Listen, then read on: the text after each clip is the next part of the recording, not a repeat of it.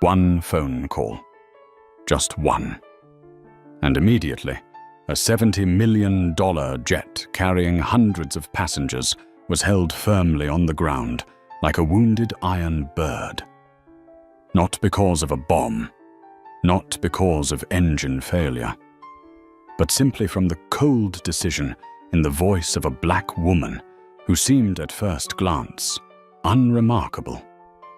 Beyond the massive glass walls of the Polaris Lounge at San Francisco Airport, night fell like a velvet curtain, the lights from rows of planes casting trembling golden streaks across the wet tarmac. Inside, the air was cool with conditioned silence, business travelers whispering over deals, silver spoons tapping porcelain cups, the scent of Arabica coffee mingling with the leather of luxury chairs. In a quiet corner where the light softened, sat a woman no one turned to notice. She looked like any other passenger, a perfectly tailored charcoal suit, low-heeled polished shoes, a thin silk scarf draped around her neck. Her face was calm, her eyes deep and steady, her coiled hair tied neatly back. No phone, no magazine, no laptop screen glowing. Only a small silver medical transport case placed carefully on the seat beside her. Her name was Dr. Naomi Carter, 45 years old, one of the world's leading cardiothoracic surgeons. These were the hands that had once held the fragile hearts of infants no heavier than a teacup, bringing them back from the brink of death. Those same hands now rested quietly on her lap, but one glance at them was enough to sense the pulse of an entire world coursing through them.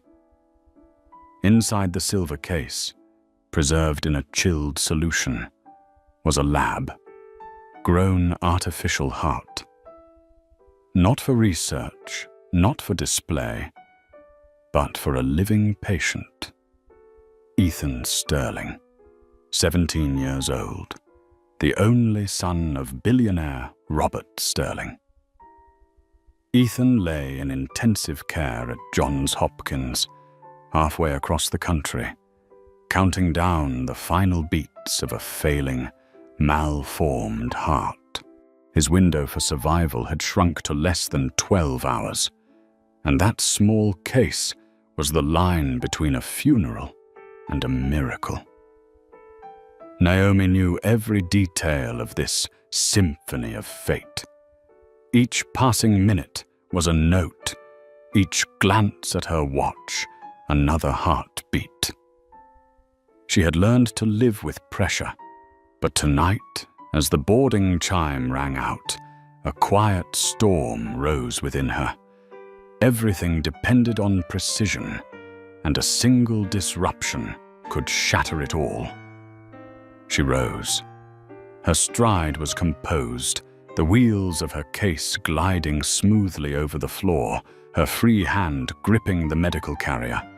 At the boarding gate, the agent scanned her ticket, recognized the name and seat number. 2A, first class.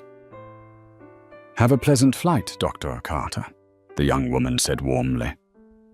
Naomi inclined her head with a faint smile and stepped into the jet bridge. But the first person to meet her was not the cheerful flight attendant she expected. Standing at the entrance was Linda Walker, 50 years old, the purser with 20. 2 years of experience, posture rigid, her practiced smile faltering halfway when her eyes landed on Naomi. It lasted only a second, but in that instant a flicker of doubt passed through her gaze before it cooled into distance. "Welcome aboard," Linda said, polite yet faintly chilled. Naomi nodded and turned left toward first class, but suddenly Linda shifted slightly, blocking her way. "Sorry, may I see your boarding pass again?" The words were ordinary, but the tone was not. It carried the unspoken question. Are you sure? Do people like you belong here? Naomi handed over her ticket. Linda studied the seat number, 2A. Far too long. Her lips pressed into a hard line, as if the seat had been meant for someone else. Finally, she returned it, her voice still strained. This way, please. Naomi said nothing. She walked past calmly, set the silver case beneath the seat in front of her, eyes fixed on the steady blue light of the temperature gauge. Everything was safe. Yet a small crack had just appeared in the perfect score of tonight's symphony. A crack born of bias, seemingly harmless. But to Naomi it sounded like the trumpet call before a storm. In first class, a few passengers had noticed. They had heard Linda's tone. They looked at Naomi with curiosity mixed with suspicion. A seasoned attorney, Arthur Miles, 50,5, lowered his newspaper, a sharp gleam of caution in his eyes. He sensed something was wrong. Naomi's face remained still. She let no anger escape, because she knew true power did not lie in loud reaction. It lay in silence, in the ability to wait for the precise moment to turn the game. And she knew. That moment was coming. The first-class cabin of the Boeing 777 was as still as an oasis. Soft amber light washed over brushed aluminum dividers, leather seats reclined into beds. Glasses of wine shimmered with a golden glow. Everything was designed to suggest calm, luxury, and privilege. Naomi Carter placed the silver case at her feet, checked the small display flashing 4 degrees Celsius, stable, safe. She drew a long breath, leaned back, and allowed herself to close her eyes for a moment. In her mind, the sutures, vessels, and heartbeats of Ethan Sterling mapped themselves out like an intricate blueprint. The artificial heart inside that case was the final key. But within minutes, the fragile quiet was broken. A shadow fell across her. Naomi opened her eyes. Linda Walker stood beside her, name tag catching the dim light. Her smile was stiff, her eyes sharp with scrutiny. "Madam," Linda's voice was low but cutting, "I need you to change seats." Naomi frowned slightly. "Excuse me?" Linda avoided her gaze, glancing down at the passenger manifest in her hand as if to flaunt authority.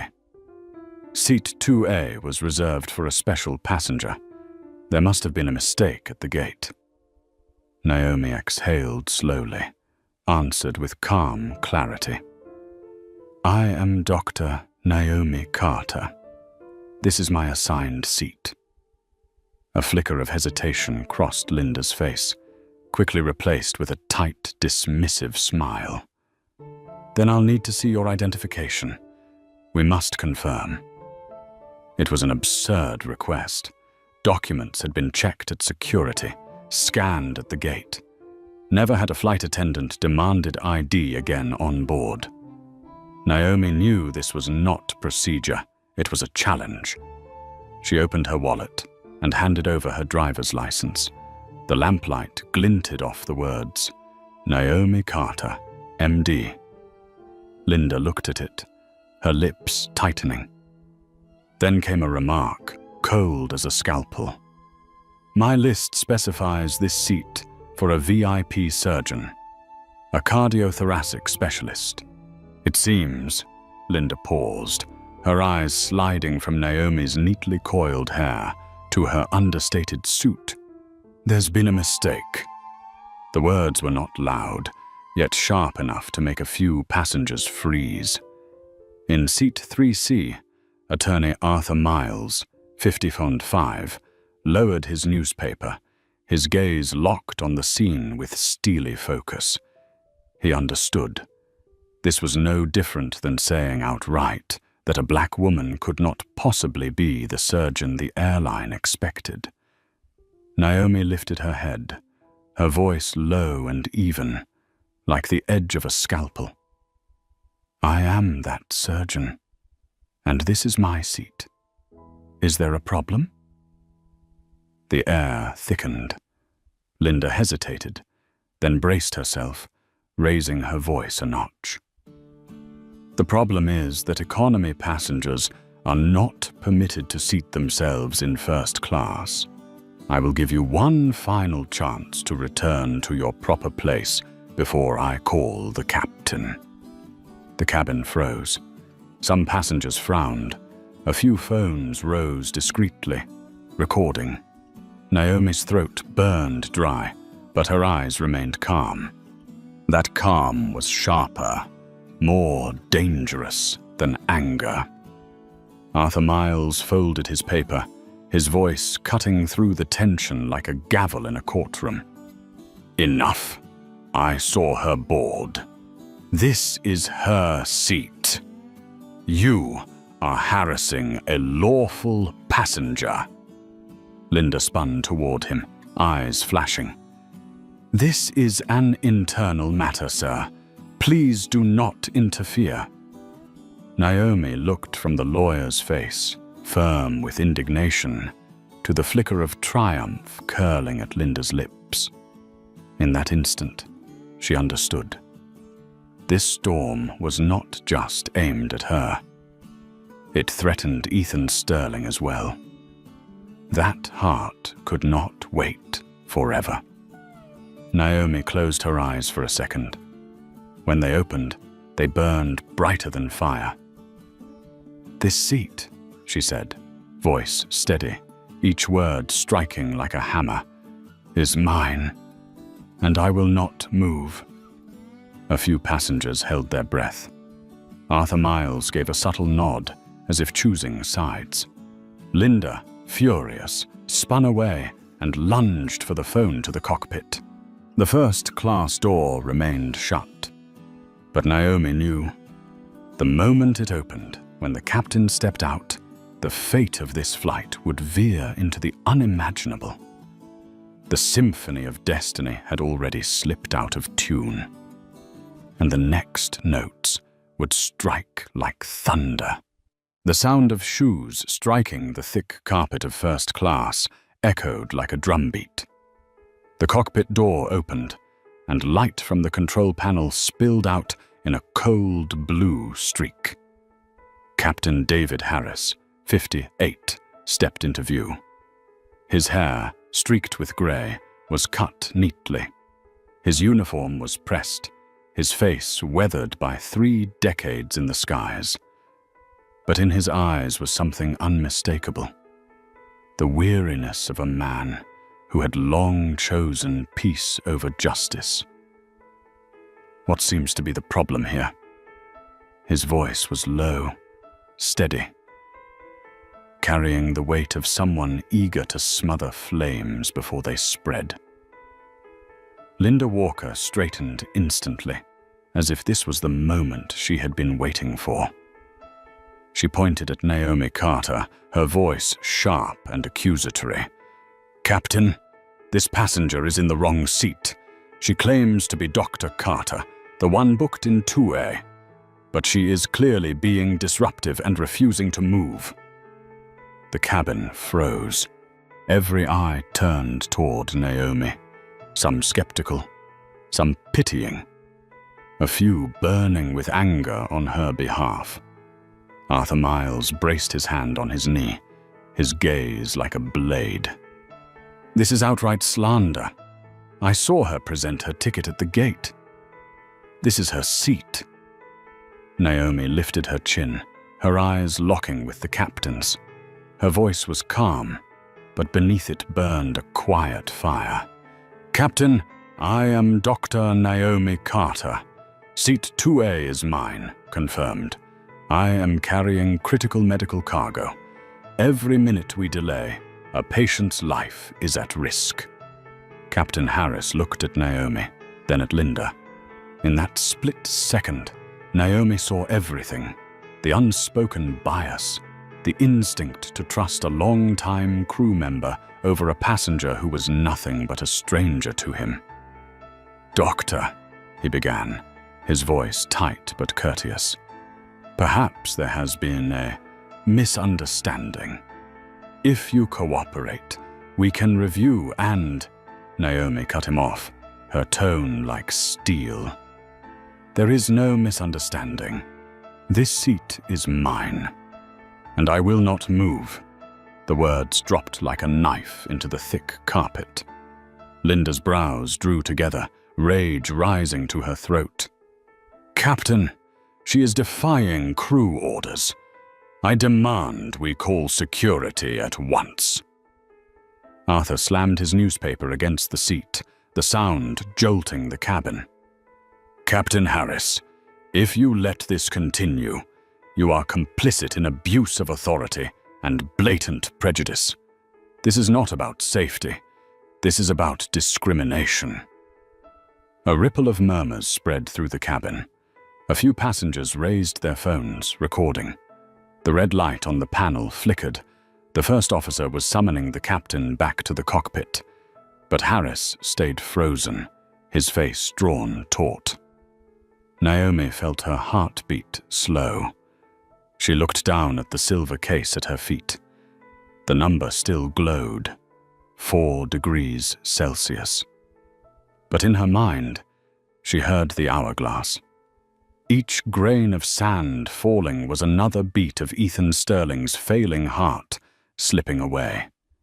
Fury surged through her. She had endured the suspicion, the condescension, the insult. But now, as the captain, who should have stood for justice, wavered, she knew the game had gone too far. Her hand moved into her bag. Linda lifted her chin, mocking. "What now? Calling a lawyer?" "Go ahead. A lawyer won't save you here." But Naomi did not pull out an ordinary phone. She withdrew a small black satellite device, metallic and cold. Even at a glance, Captain Harris felt the chill crawl up his spine. Naomi did not look at Linda. She fixed her gaze on the captain, her eyes blazing, her voice sharp as a scalpel. "Captain Harris, you have failed to control your crew. You have allowed prejudice to override duty. And for that reason, I am compelled to act." The cabin fell into a silence so deep it seemed to swallow air itself. Arthur held his breath. Linda sneered, but the smirk faltered when Naomi pressed a button. Naomi's voice rang out, clear and commanding, each word like the strike of a hammer. "This is Doctor. This is Naomi Carter. Authenticate code Nightingale 1. I am aboard flight GCA 714. Transport environment is no longer secure. I declare code Umbra." Arthur blinked, unsure. Linda's brows arched, her lips curling in disbelief. But Captain Harris, he froze. His entire body stiffened, his eyes wide, his lips trembling. He knew exactly what Code Umbra meant, and its weight was heavier than any order he had ever received in his life. The wind howled against the windows. The sharp breaths of passengers cut through the air. First class tilted, not from turbulence, but from the seismic shock of the truth just unleashed. Naomi snapped the device shut, slid it back into her bag. Her voice was level, but it reverberated in every chest. "This flight is over." A heartbeat passed, then another. First class was drowned in suffocating silence. Only the low hum of the air conditioning remained, casting its drone beneath the golden light that revealed the terror etched across every face. Linda Walker froze for a beat, then let out a harsh, mocking laugh. Code Umbra? Ridiculous. Who do you think you are? That you can cancel an entire flight? But her smirk shattered when the voice of the first officer came crackling through the intercom. His tone was trembling, urgent. Captain, SFO Tower just called. They've confirmed they received a Code Umbra signal from the FAA. We've been denied clearance for takeoff. The cabin erupted like gasoline meeting flame. Some passengers shot to their feet, wide-eyed with panic. Others whipped out their phones, filming, voices overlapping in frantic chatter. Captain David Harris stood rooted, his face like stone. He knew the truth. Code Umbra was no bluff, no scare tactic. It was a classified protocol, almost never invoked, reserved only for missions involving life, or death medical transport, or matters of national security. Once declared, full authority over the flight shifted immediately to the medical courier. No longer the captain, and certainly not the airline, held control. Linda stumbled back a step, her hands shaking, her face drained of color. She stammered, No, this isn't possible. A passenger can't do this." Naomi Carter sat unmoving, her dark eyes gleaming with icy resolve. No anger, no argument. Only the ruthless calm of someone who held absolute authority. "I told you," she said softly, her voice striking like a judge's gavel. "This flight is over." Captain Harris swallowed hard, then turned to the passengers. His voice cracked, heavy with defeat. "Ladies and gentlemen, due to extraordinary circumstances, we are required to return to the gate. Please remain calm." Chaos exploded. "What?" a businessman shouted. "I'll miss my meeting in New York," a woman shrieked. "This is insane. Canceling a flight because of one woman," a man roared. But among the outrage there were different eyes, too. Arthur Miles, the lawyer, fixed his gaze on Naomi with quiet reverence. He had seen countless cases of injustice in his career, but never before had he watched a woman stand so unflinchingly, turning an entire airline into a pawn.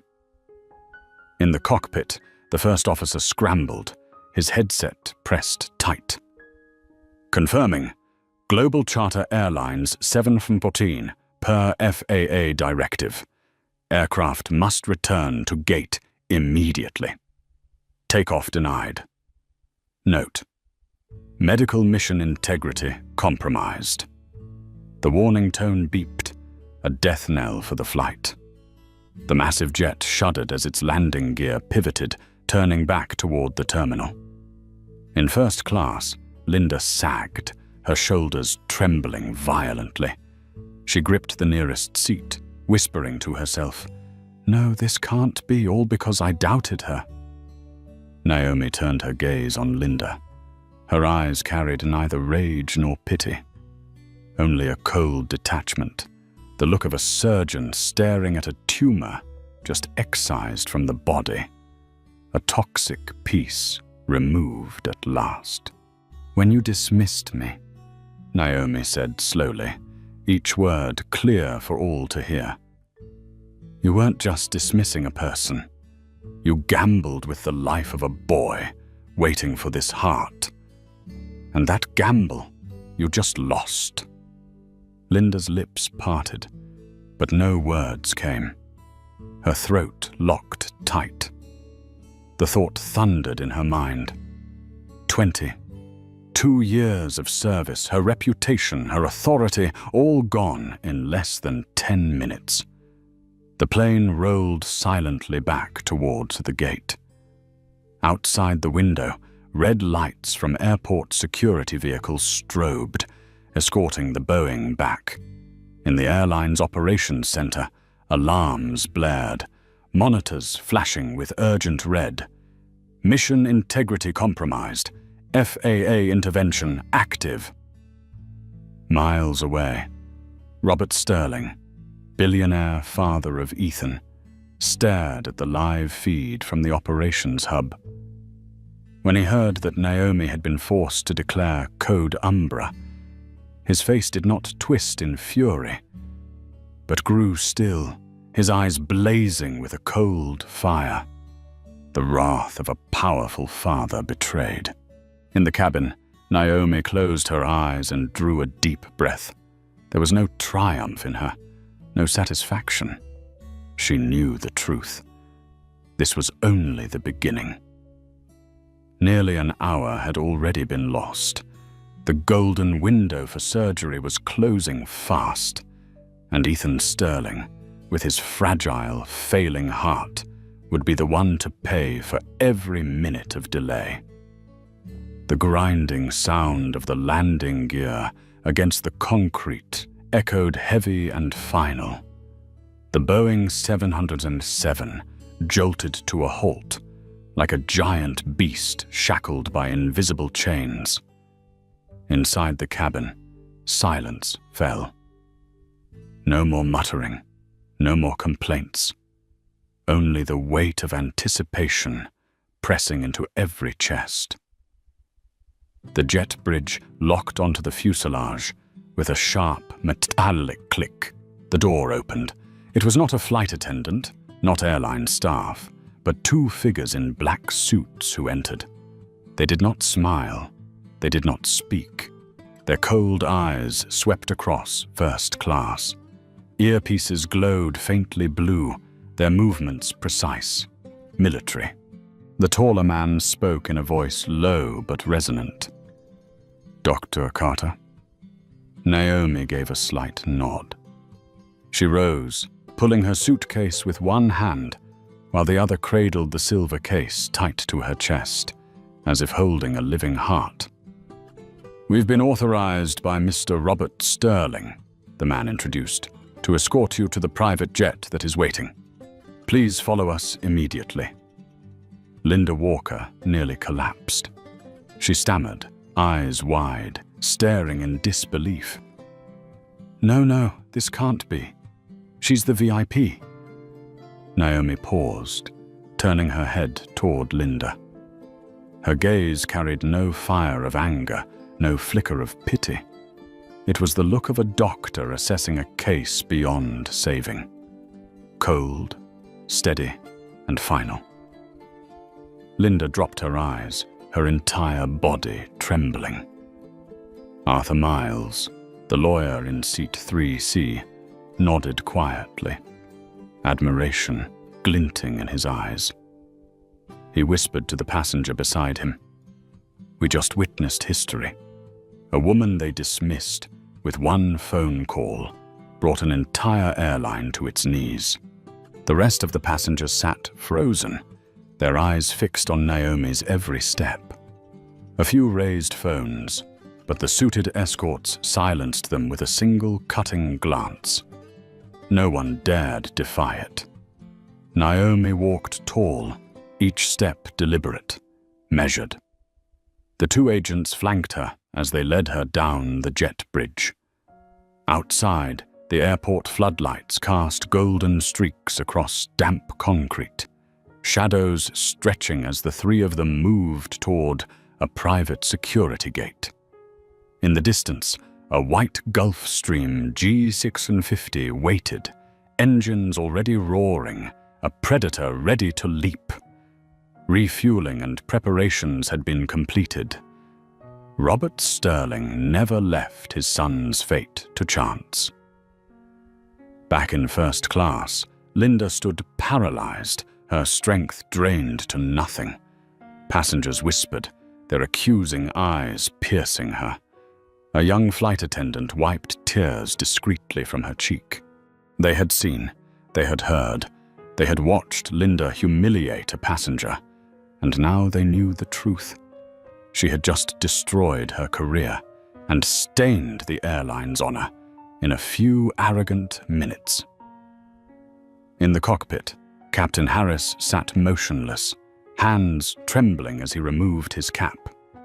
He knew that the moment Naomi uttered the words, Code Umbra, command had left his grasp. 30 years of a career might have vanished in an instant. At Global Charter Airlines Operations Center, alarms still screamed. Monitors flashed in red. Flight aborted. VIP medical transport compromised. Regional Director Mark O'Donnell shouted hoarsely into the phone, sweat soaking his shirt. On the other end, Robert Sterling's voice came cold, hard, devoid of mercy. Your staff insulted and obstructed the only doctor who can save my son. Get your lawyers ready. I will make the name Global Charter synonymous with injustice and incompetence. Meanwhile, Naomi climbed the steel staircase into the private jet. Wind tugged at her jacket, lifted the edges of her tightly bound curls. She glanced back once. The massive Boeing stood silent in the dark, its blinking red lights pulsing like an open wound.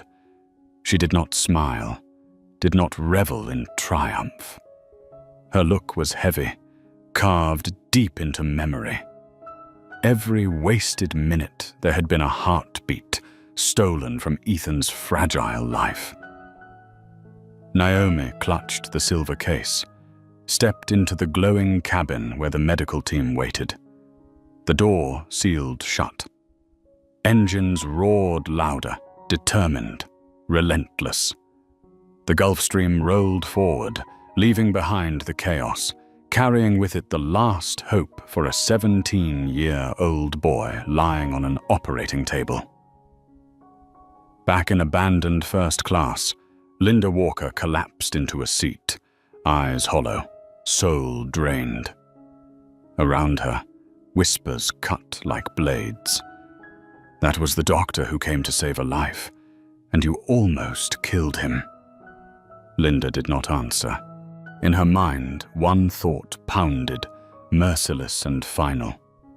I just buried everything with my own hands.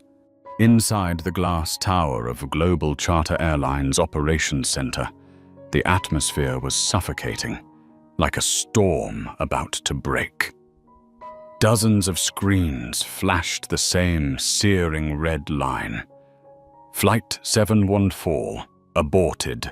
VIP medical transport compromised. Alarms shrieked, piercing the air, and beads of sweat rolled down the faces of staff frozen at their stations. Mark O'Donnell, the regional deputy director, stood at the center of the room like a man who had just received a death sentence. The phone was pressed to his ear, his voice trembling. Mr. Sterling, please, you must remain calm. We are doing everything we can to fix this. On the other end, Robert Sterling's voice cut through like a blade, low and precise. There was no shouting, no profanity. But the chill in every syllable made Mark's blood turn to ice. Calm. Do you have any idea that my son is counting down the minutes? Do you know, Dr. Carter was forced to trigger Code Umbra because of your staff? You let a petty flight attendant bring your entire system crashing down. Mark wiped his forehead with a shaking hand. Sir, it was just a misunderstanding. We will. Misunderstanding. Sterling's voice dropped lower, each word like the hammer of a judge striking down. Let me put this in the simplest possible terms. You have not only breached a 7-figure contract, you put my son's life in the hands of death. And I swear to you, Mark O'Donnell, I will drag this entire airline into the mud until the name Global Charter is synonymous with injustice. The room went utterly silent. The staff sat frozen, listening to the voice of a father transformed into cold fury echoing from the speakerphone. Meanwhile, on a private runway, a pristine white Gulfstream G650 rolled forward. Inside, Naomi Carter sat still, clutching the silver case tight against her chest. The soft blue glow of the temperature gauge reflected across her face. 4 degrees, stable, safe. It was a constant reminder whispering, "How many hours left? How many heartbeats left?" She closed her eyes, but her mind refused to rest. Images churned. Linda's mocking stare, Captain Harris's hesitation, the scoffs of skeptical passengers. Each one was a stone kicked into the fragile pond of time. Every wasted minute at the gate was another piece of Ethan's hope slipping away. A young nurse from the medical team on board spoke softly. "Doctor, the system in the case is still stable, but we've already lost nearly 50 minutes. Naomi opened her eyes. They were sharp and calm, steel hidden under stillness. "That means surgery must begin the moment we land. There is no room for a single mistake." The nurse nodded, her hand tightening around her clipboard, as if to share the weight of the burden. Across the country, inside the pristine white ward at Johns Hopkins, Ethan Sterling lay motionless. His skin was pale, lips cracked, IV lines threaded into his fragile body. Beside him, Maria Sterling clutched her son's hand, tears slipping silently onto the bedsheet. Robert Sterling appeared behind the glass, his face rigid, phone still pressed to his ear. Maria looked up, eyes red and swollen. "Robert, what did they say? Will the heart still arrive in time?" Robert placed a steady hand on her shoulder. For the first time in years, he was no longer the unshakable magnate, but a father pressed to the wall. He shook his head faintly, then met Maria's eyes with a voice edged in iron. "It will arrive. Naomi Carter will bring it. At any cost." High above, the Gulfstream roared eastward. Naomi placed the case onto the small medical station table, her fingers brushing across the glowing screen. She did not whisper prayers. She did not speak reassurances. Instead, she spoke to herself, her voice low but resolute. "Ethan, hold on. I won't let anyone steal your chance at life. Not Linda Walker, not Global Charter, no one. Your doctor is on her way." Her eyes burned bright. Beneath her quiet exterior was the force that had just brought an airline to its knees. At the operations center, Mark O'Donnell slowly let the phone slip from his hand. His legs trembled, his heart thrashed. In his head, Sterling's words echoed over and over. "I will make your name the symbol of injustice." And Mark understood. When Robert Sterling said something, it was not a threat. It was a sentence already signed.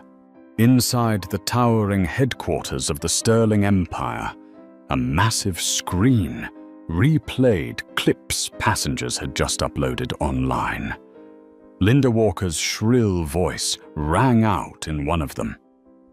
"Economy passengers are not allowed to seat themselves in first class. Return to your proper seat, or I'll call the captain."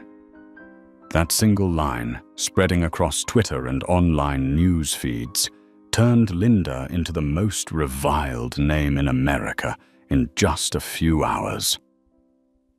The hashtag #GlobalCharterDisgrace surged to the top. Robert Sterling sat behind a walnut desk, his hands clasped together, the glow from the screen reflecting the fire in his eyes.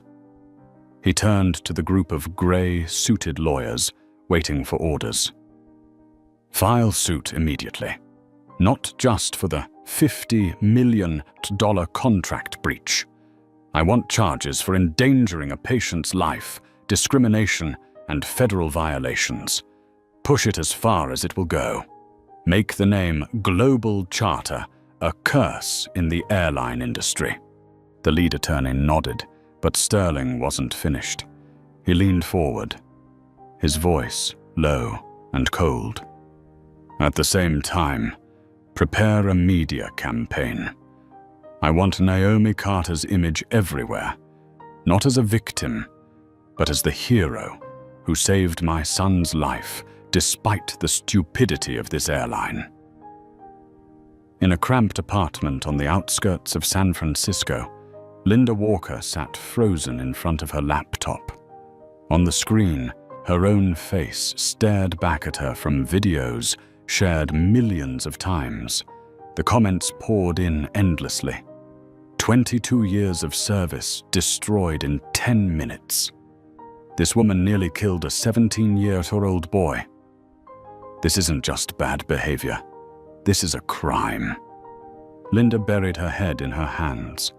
Inside her chest, the same scream echoed. "It was just a suspicion. I was only doing my job." But deep down, she knew the truth. She had not doubted Naomi Carter because of procedure. She doubted her because of skin color, because of a modest suit, because of all the prejudices she had never admitted. A sudden knock rattled the door. Linda jumped. When she opened it, 2 airline staff stood there, their faces expressionless, and handed her a thick envelope. Inside, an emergency suspension notice and a summons to appear before the disciplinary board, signed boldly by the CEO. Linda let the envelope drop, her hand trembling. High above, the Gulfstream G650 sliced through the night sky like a silver arrow. Inside, Naomi Carter sat still, her eyes closed, but her mind strung tight as wire. Images of the surgery raced through her thoughts. The incision, the fragile blood vessels, the heart that would fall silent and then surge back to life. A member of the medical team handed her an update. "Doctor, the heart's temperature is stable, but we've already lost nearly an hour. The safe surgical window is down to less than 10 hours. Naomi opened her eyes. Her voice was firm, unyielding. "We can still do this. The moment we land, everything must be ready. I will not allow a single second of further delay." She tightened her grip on the silver case, silently promising, "Ethan, you will live. I've already lost too much time to the blindness of others. But no one, not anyone, will take this chance from you." At Johns Hopkins Hospital, the operating theater was prepared. White lights gleamed, the air thick with antiseptic. Surgeons and nurses stood ready, every machine humming in standby mode, but tension rippled through the room. A young doctor whispered, "If another hour passes without the heart, we'll have to stop." In the patient's room, Ethan Sterling smiled faintly at his mother. His skin was pale, his lips cracked, his voice weak. "Mom, will she make it in time?" Maria Sterling gripped her son's hand, her eyes wet, but her voice steady with conviction. "She's on her way. All you need to do is trust and hold on." Behind her, Robert Sterling stood listening to every word. And in that moment, he knew. His power, his fortune, his influence, all of it meant nothing. The only hope rested on a woman, a black surgeon whom a flight crew had dared to humiliate, now carrying his son's life on her shoulders. Up in the dark sky, Naomi Carter whispered to herself, her words soft but reaching beyond, as if speaking to millions who had never heard her name. True power does not lie in what others believe you are. Power lies in knowing what you can do and never allowing anyone to stop you. She lifted her gaze. Outside, the lights of the eastern cities were already glowing on the horizon, like a blazing line of hope. The headquarters of Global Charter Airlines in San Francisco was cloaked in gloom. Inside, on the 18th floor, the boardroom was sealed tight, curtains drawn. Pale neon lights cast a harsh glow over a long table littered with files, reports, and newspapers bearing screaming headlines. Airline blocks, doctor. From saving billionaire's son, Global Charter, prejudice costs more than a life.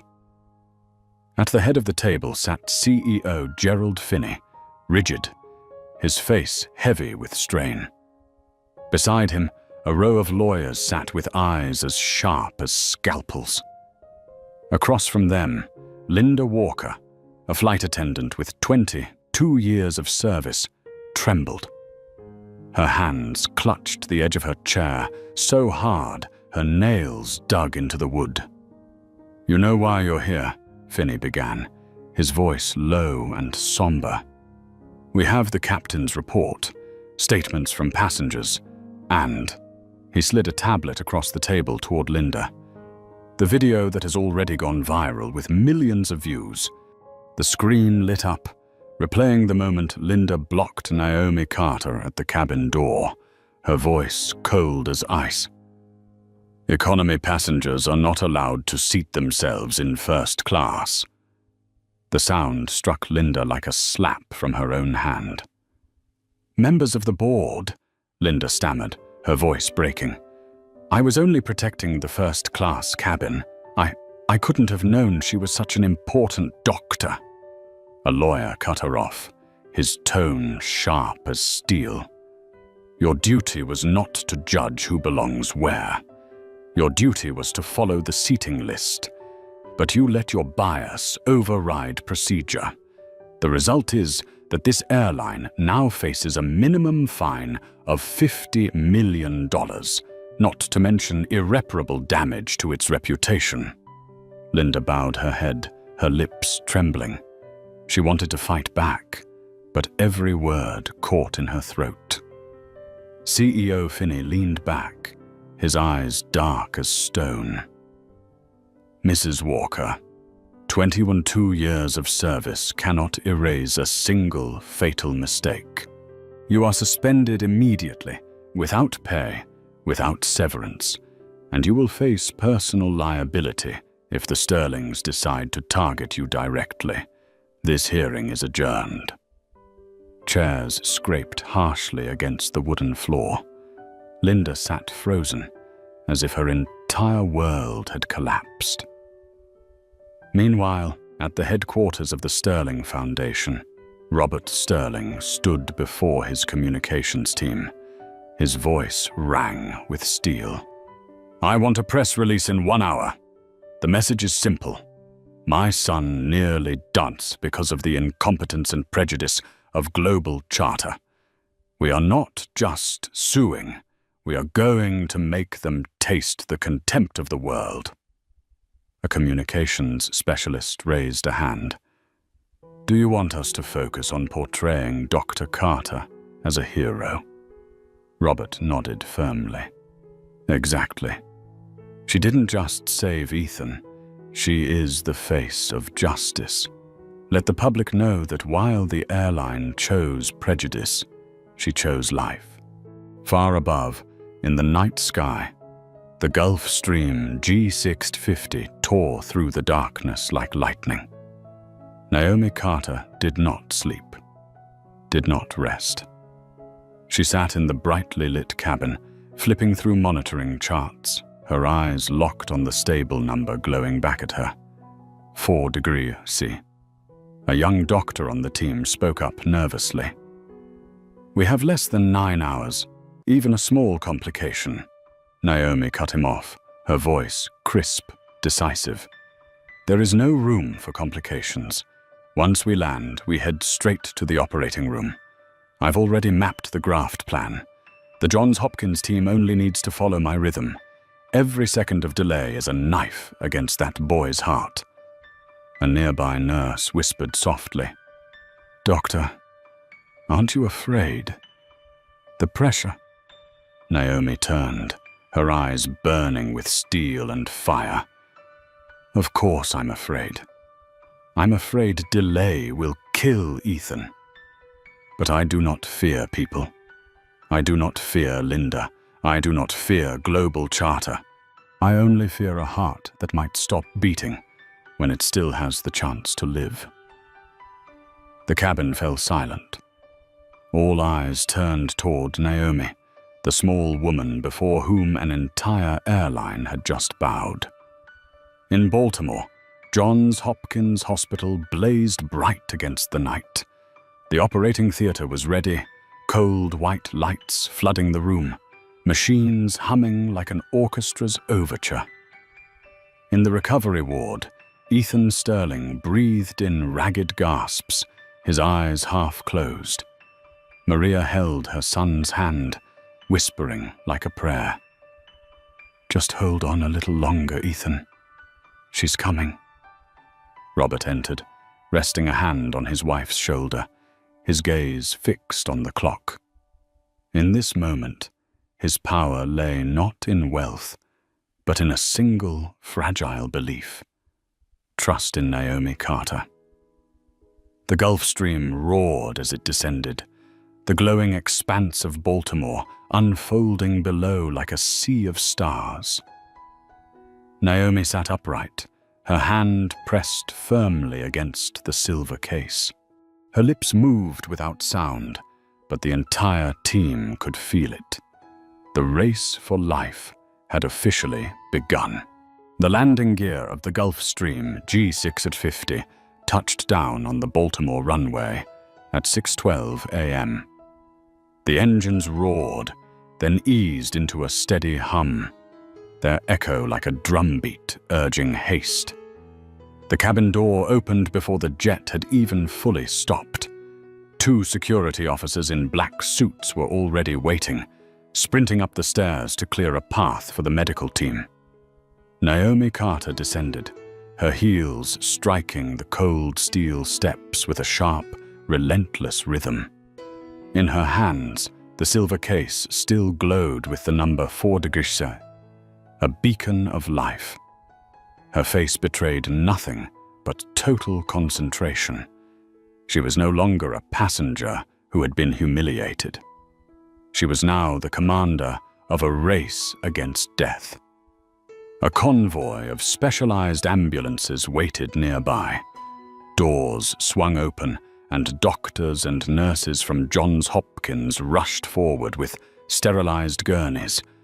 Naomi secured the silver case into a preservation tray, locking it tight.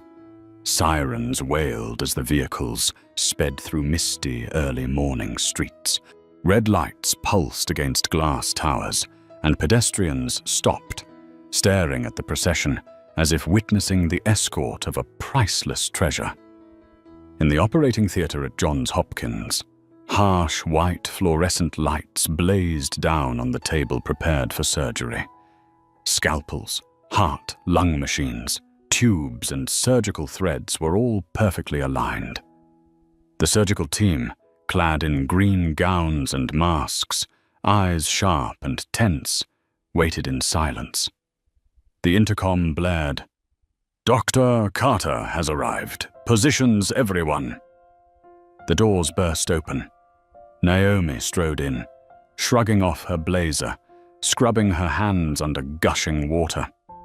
She donned gloves, pulled on her surgical gown. Her eyes locked forward, stripped of every ounce of excess emotion. When she finally looked up, her gaze made the entire team hold its breath. It was the presence of a battlefield commander, stepping into the heart of fire. "We begin," she said, her voice low and resolute. In the recovery ward, Maria Sterling pressed trembling hands against the glass window. Behind her, Robert Sterling stood rigid, his face tight with strain, his eyes burning with unshakable trust. He whispered, perhaps to his wife, perhaps to himself, "This is no longer about money or power. This is a battle only Naomi Carter can win." 17-year-old Ethan Sterling lay motionless under a web of IV lines. Each fragile heartbeat ticked like the hand of a countdown clock, every second striking his parents' hearts. Meanwhile, in San Francisco, Linda Walker faced her storm. Reporters swarmed outside her small apartment, microphones thrust forward. "Do you realize you nearly killed a boy? Do you want to say anything to the Sterling family?" Linda slammed the door, sliding to the floor with her back against it, clutching her head in her hands. Her phone buzzed endlessly with threats and insults. She had become the symbol of arrogance and prejudice. At Global Charter headquarters, the situation was no better. Stocks plummeted, financial news outlets calling it the worst PR disaster of the decade. In the boardroom, CEO Gerald Finney clutched the morning paper with shaking hands. "Robert Sterling has filed a federal lawsuit," a lawyer reported, "and medical associations and human rights groups are condemning us in unison." Back in Baltimore, the operating room throbbed with tension. Naomi stood at the center, scalpel in hand.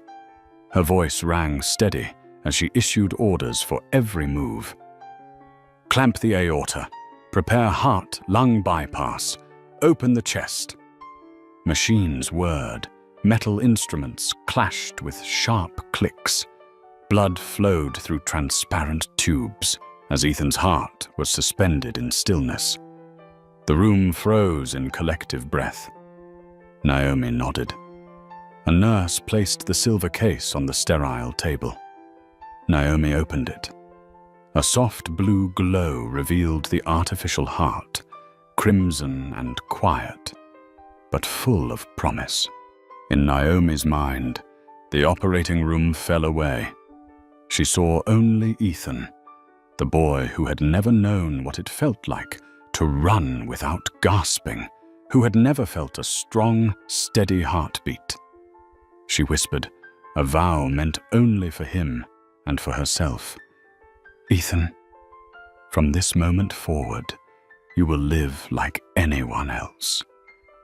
The scalpel descended. The surgery began. Outside, dawn broke. The first light spread across the hospital dome, blazing like a beacon of hope. The operating room at Johns Hopkins blazed with stark white light. Time itself seemed to stop. The steady hum of the heart, lung machine replaced Ethan Sterling's silenced heartbeat. Naomi Carter's hands moved swiftly yet with precision, each delicate stitch like a silver thread binding life to science. Sweat dampened her gloves, but Naomi never faltered. Her voice was steady, firm as she gave instructions. "Prepare to connect the coronary arteries. Clamp exactly. Good. Release the clamp. Let the blood flow." For a moment, the entire room was silent. The monitor displayed a flat line. 1 second, 2. The whole team held their breath. Then, beep, a faint heartbeat. Beep, beep. Another, stronger. The green line leapt across the screen, steadying. The artificial heart, after a long and delayed journey, had begun to beat inside Ethan's chest. A wave of relief swept the room. Some nurses teared up. An assisting surgeon whispered, "My God, it's alive." Naomi did not smile. She watched closely for several minutes, adjusting blood pressure, checking circulation, and only then nodded slightly. "Stable. We're closing the chest." In that moment, she needed no praise, no applause, only the truth. The boy had been given another chance.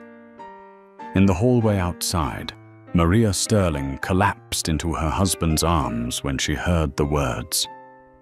"The heart is beating. The surgery is a success so far." She sobbed, her body trembling with relief. Robert Sterling held her tightly, and for the first time, the man once known as ruthless in business had tears streaming down his face. "Our son will live," he whispered. Days later, newspapers were filled with images of Ethan sitting up in bed, pale, but his eyes alight with hope. The world called it the miracle heart. And across every headline, the name Dr. Naomi Carter became a symbol. Not because she had been a black physician humiliated on a plane, but because she was the one who restarted the rhythm of life for a new generation. Meanwhile, global charter airlines sank into darkness. Its stock plummeted. News channels declared it the largest legal storm in commercial aviation history. The Department of Transportation and the FAA launched simultaneous investigations. In a press conference, CEO Gerald Finney bowed his head, his voice hoarse. "We take full responsibility. We pledge to reform our systems." But the apology fell flat. The public no longer believed, and Sterling's lawyers had filed a lawsuit demanding more than $200 million in damages, a sum that could bury the airline. As for Linda Walker, the woman who had blocked Seat 2A, she became a prisoner of public outrage. She lost her job, her reputation, her 22-year career. On social media, her name became synonymous with arrogance. In her small apartment, Linda sat motionless, her eyes hollow, staring into the dark. A reporter knocked on her door, asking, "Do you have anything you want to say to Dr. Carter?" Linda's lips trembled, but no words came. Deep down, she knew, an apology now was meaningless. At the Johns Hopkins Auditorium, where reporters gathered to honor the successful surgery, Naomi stood at the podium. Flashbulbs burst in waves, but her voice remained calm and clear. "I'm not here to tell the story of a flight. I'm here to talk about a boy, Ethan, who deserved a chance to live like anyone else. What almost stole that chance was not weather, not machines, but prejudice. And that prejudice has paid an unbearably high price." The hall was silent. In the front row, Robert Sterling's eyes burned with respect. Maria held her son's hand, tears streaming down her cheeks, even as she smiled. Naomi paused, her gaze sweeping the audience. Her voice cut through the silence like a scalpel. "Remember this, you never truly know who it is you are underestimating. And sometimes, that very person may be the one holding your life in their hands." Thunderous applause erupted, a wave crashing through the room. Naomi stepped away from the podium, walking through the ovation without pausing, without looking back. For in her heart, she already held the only reward that mattered: the steady, strong beat of Ethan's heart, echoing like an endless song of life. The storm has passed. Global Charter is now nothing more than a name tied to shame and loss. Linda Walker has lost everything: her career, her reputation, and even her own sense of belief. But on the other side, a new heartbeat echoes in the chest of Ethan Sterling. Strong, steady, Each beat stands as proof that arrogance and prejudice can never triumph over science, compassion, and the power of integrity. Dr. Naomi Carter has shown the world that true power does not lie in wearing expensive suits or holding privileged seats. It lies in conviction, in the belief that justice and dignity must be defended, even when the world around us tries to deny them. This story is a powerful reminder. Prejudice is never harmless. It can steal opportunities, it can take lives, and it can destroy entire systems. Yet from that same darkness, we learn that calm resolve, courage, and unshakable will can turn the tide. And now, the question is not only for the passengers on that flight, not only for the airline, but for all of us. When you witness injustice, will you stay silent or will you stand up? If you believe justice must be protected, leave a comment with just 2 words: dignity first. Do not forget to like, subscribe, and share this story so that more people can see the power of human dignity and truth. Because sometimes a single heartbeat saved is the greatest reminder that we are all responsible for one another.